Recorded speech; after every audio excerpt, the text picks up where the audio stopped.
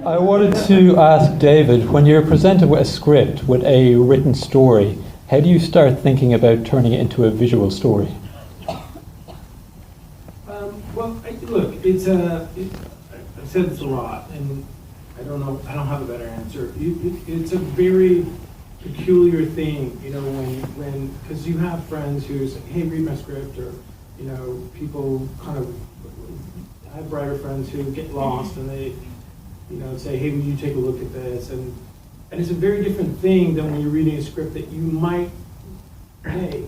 You know, when you're reading a script of something you might make, you have to turn off the phone, and you have to, you know, you have to get rid of the iPad, and you have to like sit down, and you have to go into that thing of, okay, Netflix logo, Netflix logo, and then the thing starts, and you're sort of being, you're imagining it, right? Which is a very different thing than just reading something. So it's tricky. You know, it's not like my eyes don't roll back in my head and I'm speaking tongues or anything. But you do have to kind of clear the decks and go, okay, what do they mean by this? Is this humorous? Is the writer being humorous here? Is this something that's supposed to be a visual? You know, and I start making my notes. But remember, you know, it takes 2 years for me, not for real directors, but it takes you know, me about 1.5 years to 2 years to make anything. So I've got to be able to remember that Saturday morning when nobody interrupted me and I could get through the script the first time, so I can kind of have an umbilical connection to that. So I can go, oh, that's what was exciting about this.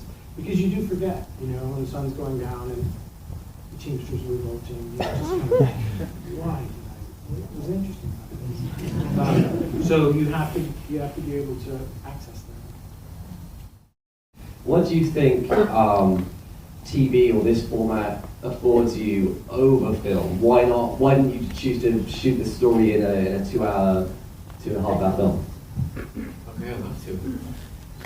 I think, I'm not just saying this because you're sitting here, but I think that the pairing of David and Netflix is such a genius pairing and such a no-brainer, because David is such a brilliant, groundbreaking. Okay. But in all seriousness, but when we sat down and had our first meeting about the show, he was talking about how I said you don't need to audition the sex news. Very long dialogue. I was like, there's so many questions about oral. But no, he said that, and correct me if I'm wrong.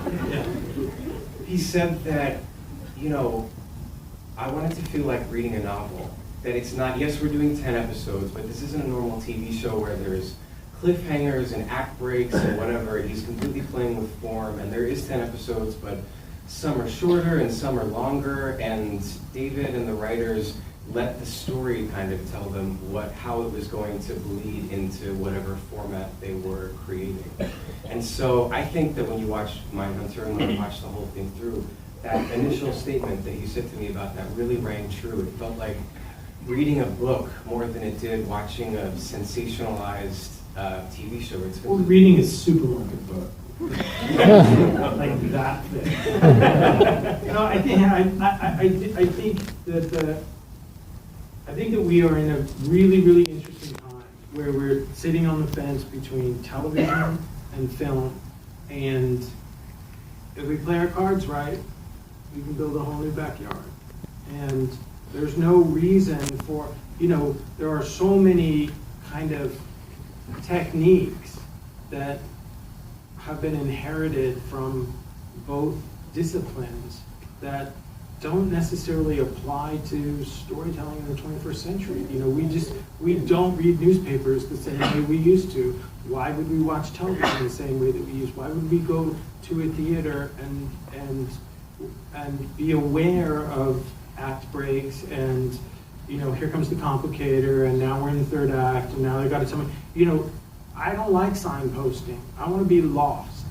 I want to be inside a story. We have episodes in the season that, unbeknownst to me, are 34 minutes long. So, you know, it's that thing of when you kind of cut it all and you get the shape that you want, it slides one way or another, and there shouldn't be this sort of metronomic, you know, Pavlovian here's where we are in the story. So many movies, I feel like I can, I know when they're going to remind me of what the big point is in the third act. I know when they're going, I can feel it. You can feel all the buttons being pushed and the levers being pulled. And I like the idea of creating cinematic stories that you don't know where you are in the woods. May I add one thing to that, David? Yes. Okay.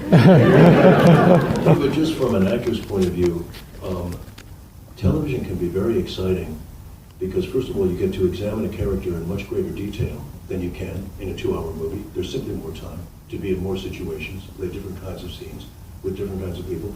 And there's also a tremendous sense of adventure because you're not really certain exactly where the journey will take you. And That's a great point. Go ahead. no, that was all I was going to say. See, a season has to. There are strengths and weaknesses that you find amongst the 90 people that you're shacked up with. The circus rolls into town, and maybe the guy who juggles knives had a bad night, and he's not going to be available for you for a couple of weeks. So you are constantly sort of, tailoring it for strengths and weaknesses, and it is revealing itself. Movies do the same thing. You just had 8 months of prep or 6 months of prep, so you are kind of like, why do we have a square peg? We talked about this, whereas television, square peg round hole, you will figure it out today by 6 p.m. So it evolves. Well, we're delighted to have been able to screen the film, to screen the 2 episodes in the cinema, and you can catch the rest on Netflix on the 13th of October. Thank you for being such an engaged audience, and please join me.